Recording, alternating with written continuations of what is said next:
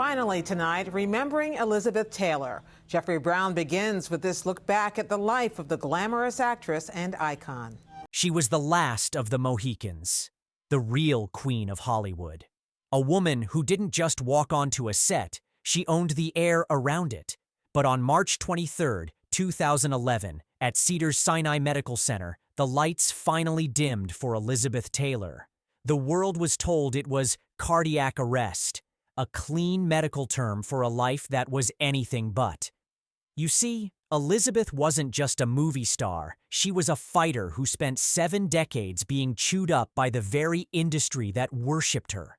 By the time her heart finally quit, she had been hospitalized over 100 times. You think you know her story, the 8 marriages, the diamonds, the violet eyes. But behind the glitter, there was a woman trapped in a body that felt like a prison. And the most shocking part? Her downfall didn't start with a bottle of scotch or a failed marriage. It started with a genetic mutation and a mother who saw her daughter not as a child, but as a second chance at a failed career.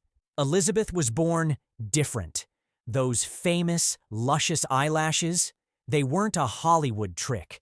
She was born with lymphedema distichiasis syndrome, LDS, a rare genetic mutation that gave her 2 extra rows of eyelashes. While it made her the most stunning creature on camera, it was a double-edged sword. LDS can wreak havoc on the lymphatic system and is linked to heart defects. From her very first breath, the clock was ticking. Then came Sarah Taylor, the stage mother from your worst nightmares. Sarah was a failed actress who decided Elizabeth would live the life she couldn't. She molded her, pushed her into the Hollywood meat grinder, and by age 12, Elizabeth was a superstar in National Velvet. But greatness demanded a sacrifice. During a writing stunt for that film, Elizabeth fell from a horse and landed hard on her back. Her mother didn't call for a doctor. She told her to get back in the saddle because the studio was watching. That single moment of professionalism condemned Elizabeth to a lifetime of agonizing chronic pain from scoliosis and crushed vertebrae. Back in the golden age, MGM didn't just manage your career, they managed your pulse. To keep the property working, they acted as the doctors. They gave the girls pep pills to wake them up at dawn and downers to knock them out at night. It was a lethal cocktail of amphetamines and tranquilizers. For a teenager like Elizabeth, who trusted the studio like a parent, this wasn't drug abuse, it was just Tuesday. But the real darkness arrived in 1958. Elizabeth had finally found her match in her 3rd husband, Mike Todd. He was the love of her life. Then his plane fell out of the sky. The studio's response? They gave her a week to grieve and then told her to get back to work or else. They prescribed more pills to numb the grief so she could play the grieving widow on camera while being a sole provider behind the scenes. By the time she met Richard Burton on the set of Cleopatra, she was already a functioning addict. And Burton? He was an atom bomb. They didn't just fall in love, they fell into a bottle together. He was a compulsive drinker, and if Richard drank, Elizabeth drank. She could reportedly drink him under the table, but the cost was being paid in forensic detail by her liver and her heart. By 1983, the Queen was a mess. Her family finally staged an intervention when they found her in a hospital room with a bottle of Jack Daniels and a pharmacy's worth of pills.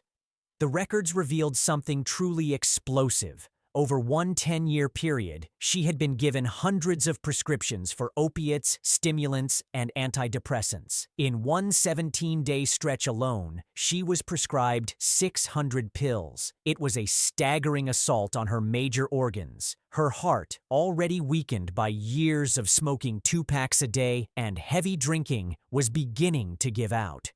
By 2004, she was diagnosed with congestive heart failure. Her mitral valve was leaking, her lungs were scarred from multiple bouts of pneumonia, and she was forced into a wheelchair by the back pain that had started 60 years earlier.